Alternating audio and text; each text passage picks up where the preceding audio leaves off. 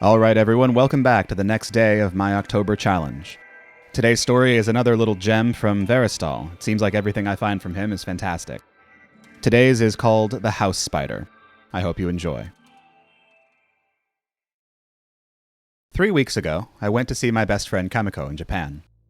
I recently had problems with a guy I dated, Chet, turning stalkery when I broke things off, and I wanted some time away from dealing with that. More importantly, I was excited, both because I'd never been to the country, or really much of anywhere, and I hadn't seen her in person since a few weeks after college graduation, which had been almost 5 years ago. She had lived in Tokyo for a couple years when she moved back, but when her grandmother had died, she inherited the woman's home out in the country, about 20 kilometers from Osaki. It was a large house that had been in the family for generations, and based on the pictures she'd sent me, I was excited to stay in such a neat place. She came to pick me up at the airport, and after hugging and talking excitedly for a few minutes, we headed to her car. She seemed just the same way she always had, smart, funny, full of life, but I knew her too well. I could see something was worrying her as we drove through the beautiful countryside, her pointing out this cool thing or that historic site with a fluidity that made me wonder if she was making up some of the facts and names as she went.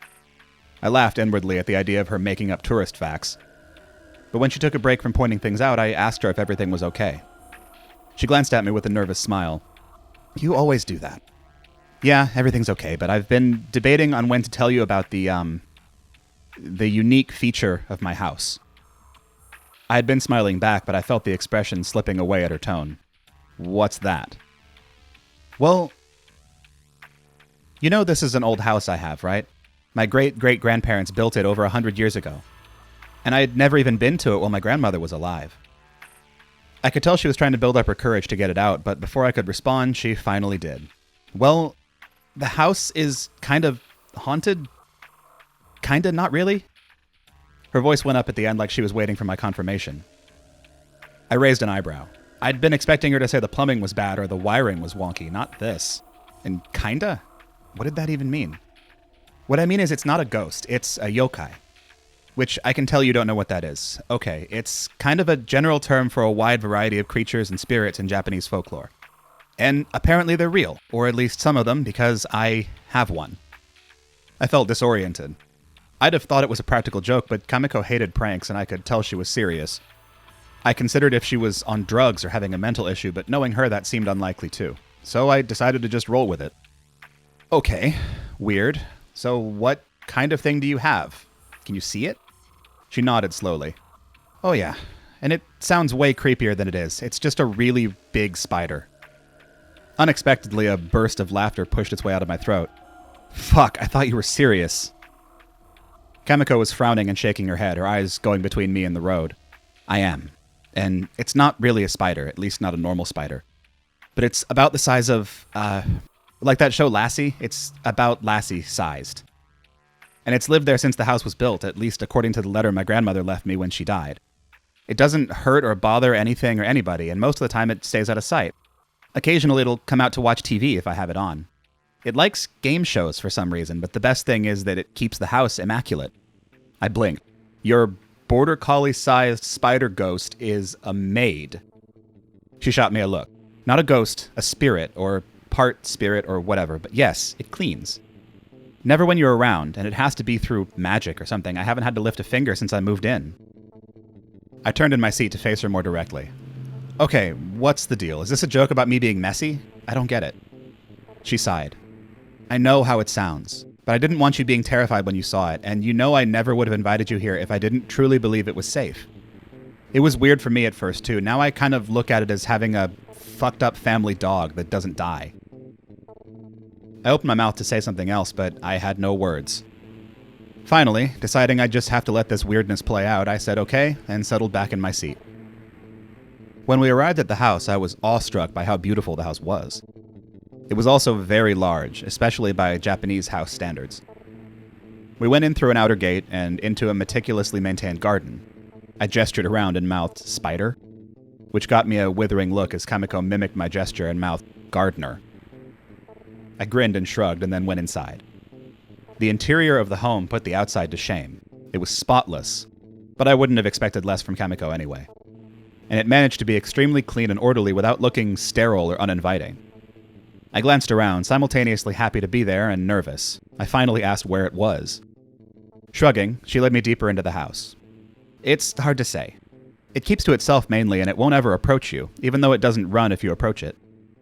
I guess in theory it would let you touch it, but I've never tried. She gave out a short laugh. This sounds so weird actually talking about it to another person.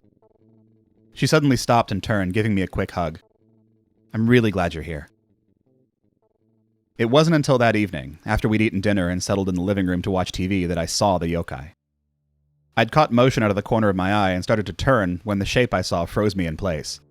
If anything, Kamiko had underestimated the thing's size. It moved silently into the room and slowly moved up a back wall until it was perched against the high ceiling. I heard Kamiko's voice near my ear telling me to breathe, that it was okay. Go ahead and look at it, it was fine. It didn't mind. With great effort, I turned my head more to see it fully, taking in its dark form and the flickering of the light from the television. It reminded me somewhat of a tarantula, but with large sets of black eyes.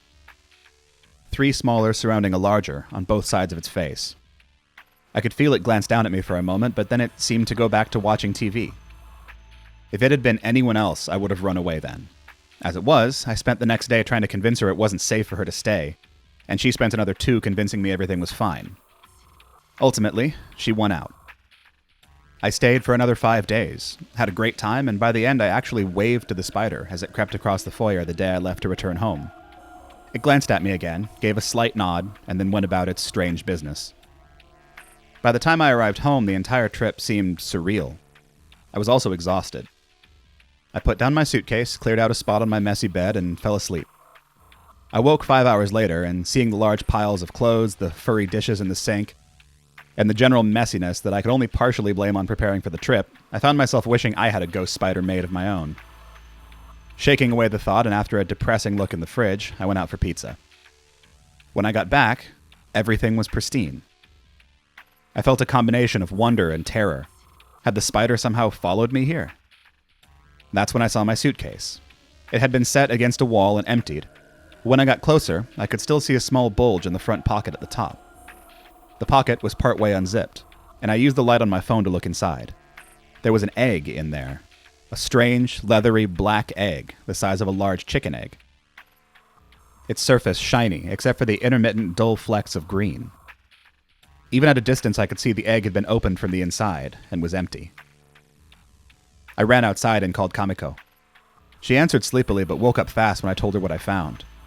She said her yokai was still there, but she guessed it had a baby? She said she would try to find out what she could, but to be very careful, as not all yokai are the same and some are very dangerous. I debated getting a hotel room, but ended up going back in, promising myself I would run at the first sign of trouble. When I entered, I saw it. It was halfway up the wall of the front hall, looking at me with 8 small eyes of dark blue, like sapphires. It was the size of a small kitten, and its legs and body were what covered and looked like white fur. Its head was the strangest part, as aside from its eyes, it looked more like the head of a weasel than a spider. I saw it open its mouth in a toothy yawn before giving me a small, warbling greeting. It was almost cute, which probably meant it would kill me and fill my body cavity with eggs. I regretted the thought and swallowed. Are we cool? I felt like an idiot talking to a little monster on my wall, but it just blurted out. And then, it nodded. Gonna live here together and get along and not hurt each other? Another nod. Okay, cool, I guess. We'll try it out. Welcome home. The creature gave what I decided was a happy warble and a nod before moving away down the hall. In the days since, everything has gone very well. It's still bizarre, of course, but I've adjusted quickly, and had no real concerns until this morning, when I found the body in the guest room closet. I had gone upstairs to get a raincoat out of the closet, but I had trouble opening the door. When I did, I saw a man's body, wrapped neatly in silk webbing, sitting in the closet floor. I screamed, but before going into full panic mode, I realized the man was wearing a black ski mask. I studied him closer to the extent I could see through the webs. He had dark clothes, and a long skinning knife was clutched in his right fist. I recognized that knife. Chet used to carry it around in his truck the times we went out. I felt my stomach clench. I managed to slip the knife loose and with some effort used it to free enough webbing to remove the mask. Chet's face was hollowed and drawn, and I could see that his throat had been ripped out. It's hard for me to say how long he had been there, but I had seen enough to know what had happened. I grabbed my raincoat and went out. When I returned home that night, every trace of him was gone. For the 10th time, I considered calling the police, but what would I say? In the end, I sat down and turned on the television. It only took a minute to find a game show to watch. I hope you've all enjoyed The House Spider by Veristal.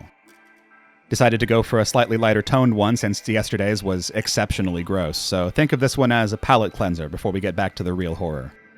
I'll see you all tomorrow. Goodbye.